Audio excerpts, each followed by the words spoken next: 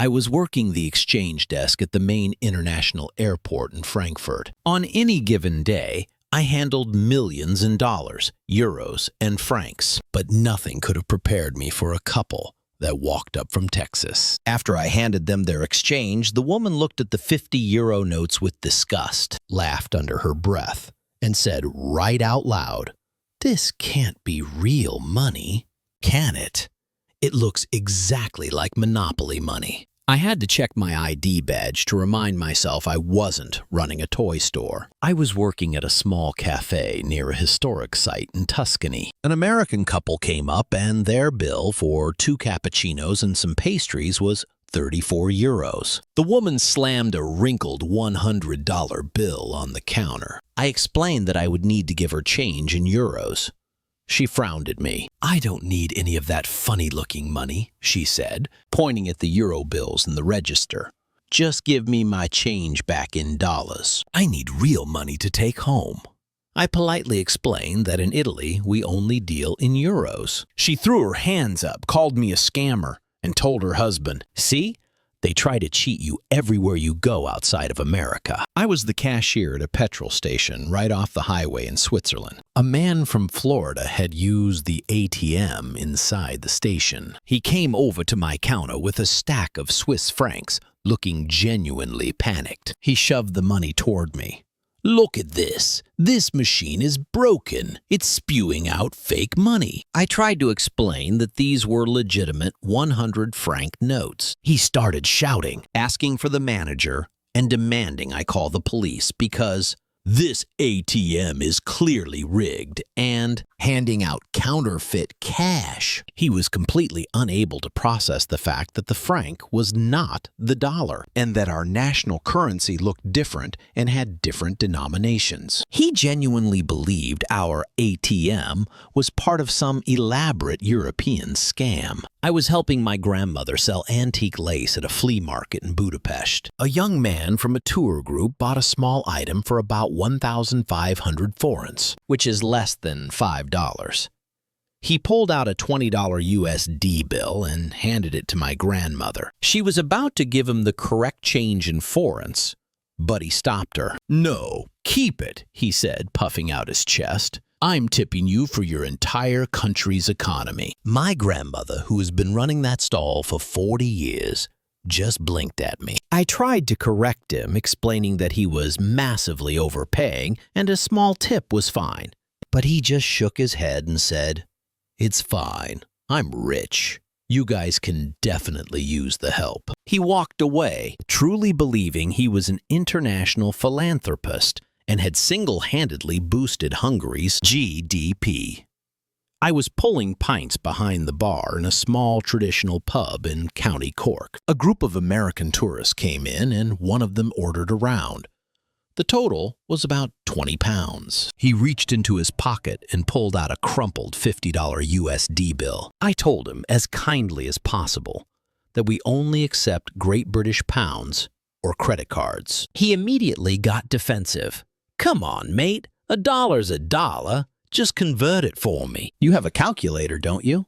It's the same thing. When I reiterated the policy, he got huffy and stomped off to the nearby ATM, muttering loudly, "Seriously, why do all these tiny little countries have to have their own money? It makes everything so much harder for us." The entire pub just went silent, absorbing the blatant ethnocentrism of his complaint. I was working the reception desk at a boutique hotel in Hanoi. A tourist couple from California checked out, and their total bill came to 2,500,000 Vietnamese dong. I handed the woman the invoice, and her eyes went wide. She grabbed her husband's arm, her voice rising to a frantic pitch. "Look, they charged us $2.5 million. We need to call the embassy. This is a scam." It took me 10 minutes, using a calculator app and speaking very slowly, to explain the conversion rate. The woman finally calmed down, but then laughed dismissively. "Ah, I knew it. You guys should really cut off some of those zeros. It's confusing for everyone else in the world, you know. I was ringing up a customer at a convenience store in Tokyo. A young American man was buying a bottle of tea, about 150 yen. He pulled out a slightly bent 1,000 yen bill, and as I went to take it, he paused. He held the bill up to the light. Wait, this is basically just paper, right? No president on it. Is this even worth anything? I confirmed it was indeed worth about $9. He then dug out a single grubby U.S. penny, 1 cent. Can I just pay with this instead? I'll give you a tip. This is the most valuable coin in the world, you know. He was genuinely convinced that a 1 cent coin from the U.S. was superior to a 1,000 yen note. I shook my head and pointed to the register. He reluctantly paid with the yen, clearly confused by the logic of the world. My family runs a small street food stall in Bangkok. A tourist from a cruise ship ordered a simple pad thai for 60 baht. He tried to pay with a crisp $10 USD bill. When I handed him his change, a decent stack of baht notes, he immediately got angry. He threw the change back onto the cart. What is this? This is too much money.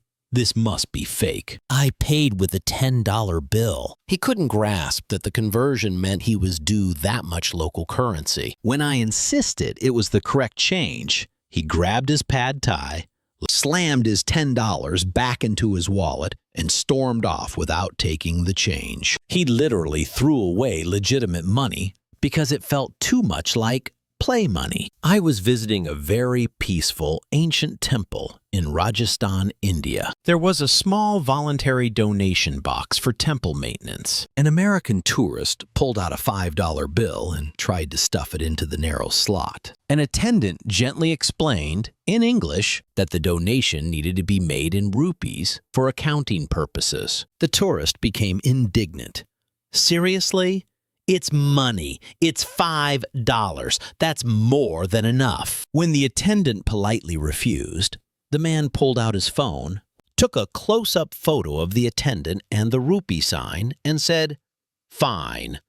I'll take a picture of this nonsense. I have to post this on Instagram so everyone can see how ridiculous your money is." He completely missed the point of the donation and the sanctity of the place, choosing instead to mock the local currency online. I was managing a traditional rug shop in the souk of Marrakesh. An American couple spent an hour haggling over a rug, finally agreeing on a price of 2,000 dirhams. The woman reached into her purse and pulled out an American Express Centurion black card. I politely explained that for such a large item and because we are a small cash-only market, we could only accept dirhams.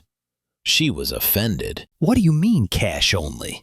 This is an Amex black card. It works everywhere. When I stood my ground, she raised her voice. This is a gold credit card. You don't accept it, meaning you don't want to get rich. She seemed to believe the card's prestige was a universal law that overruled local banking infrastructure. I was driving a taxi in Berlin. A couple from Ohio got into my cab and the fare came to 45 euros. The man handed me a handwritten personal check, drawn on a regional bank in the U.S. I stared at it. "Sir, I cannot accept this. I need cash or a European credit card." He looked shocked. "It's a guaranteed check.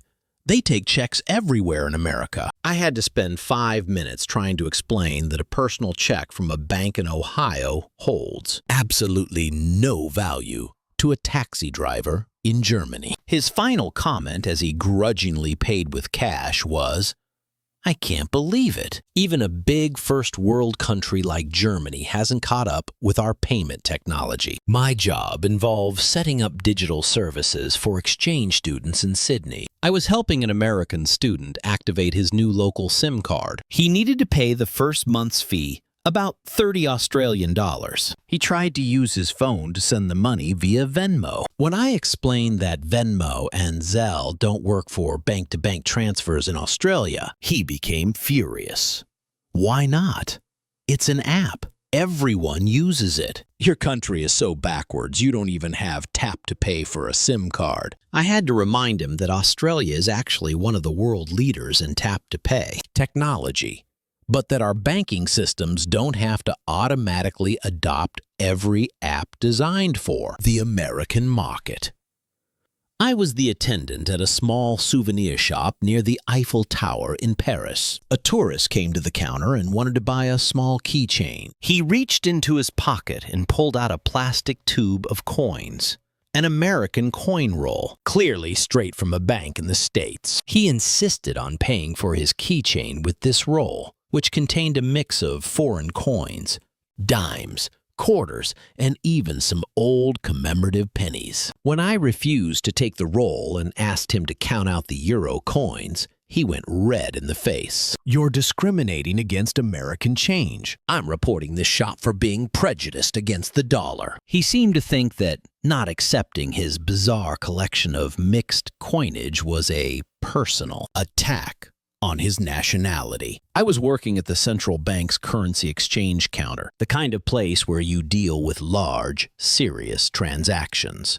This wasn't a tourist trap. A wealthy-looking American gentleman came in with a substantial amount of cash he wanted to convert into our local currency. We ran the figures and I presented the final quote, including the standard conversion fee. He immediately got angry. "The fee? What fee? I'm converting US dollars," he said. Like that should exempt him from all global banking rules. I explained that an exchange fee applies to all foreign currency transactions. He shook his head, leaning over the counter and speaking slowly, as if I were a child. "Listen, son, my money, the American dollar, is backed by gold. It's real.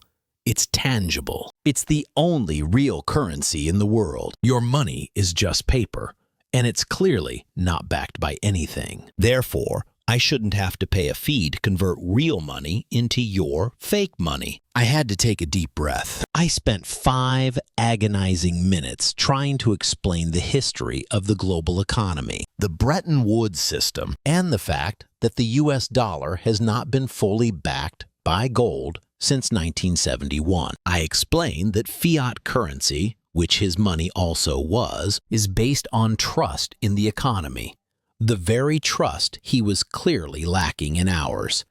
He just scoffed. "Sounds like a conspiracy theory to me," he said, refusing to pay the fee. He ultimately stormed out with his USD, convinced he was a financial genius who had just saved himself $10. And that the rest of the world's banking systems were a childish sham. The core of all these stories isn't really about the currency. It's about a belief system. The belief that the USD is the only money that matters, and that the rest of the world's economic efforts are just cute, colorful attempts at finance. It's the belief that their financial reality should supersede everyone else's. Money, in the end, isn't just about exchange. It's about respect and recognition of another economy's sovereignty and stability. For some people, there's only one economy worth respecting. If you've ever had to handle money, deal with customers, or simply try to buy a coffee with a currency other than the US dollar, I know you have a story that tops this list. If you work in a bank, a store, or a tourism spot, share your most unbelievable Monopoly money story below. Did they try to pay in rolled coins? Did they try to use a gift card?